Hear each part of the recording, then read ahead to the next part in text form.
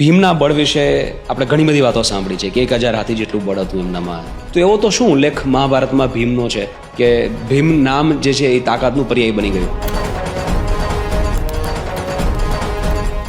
એક તો વાયુપુત્ર, કેમ કે વાયુના શક્તિનો અંશ છે.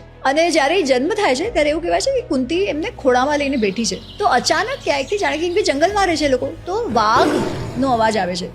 તો કુંતી ગભરાઈ જાય છે અને આમ ઉઠે છે તો એ જે બાળક છે એ નીચે પડી જાય છે. હવે આટલું નાનકડું બાળક જન્મેલું નીચે પડે છે તો એ તો ડરી જાય છે કે બાપરે મારા પુત્રને કંઈ થશે નહીં. પણ ત્યાં તો એ જે પથ્થર પર પડ્યો છે એ પથ્થર જ તૂટી જાય છે.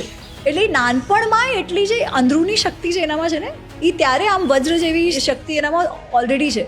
પણ પછી જ્યારે પાંડુની મૃત્યુ થઈ જાય છે અને આ પાંચો છોકરાઓને લઈને આવી ગઈ છે હસ્તિનાપુર, ત્યારે પછી દુર્યોધન સાથેના ક્લેશ શરૂ થઈ ગયા છે. અને દુર્યોધનને તો ભીમ જરાય નથી ગમતો, કેમ કે ભીમમાં શક્તિ બહુ છે. હવે એ શક્તિ જોઈને ઓલરેડી દુર્યોધન જલતો હતો, તો ખૂબ આને માત્સર્ય ભરાઈ ગયું હતું. તો એને એમ હતું કે આને તો મારે મારી નાખવું છે.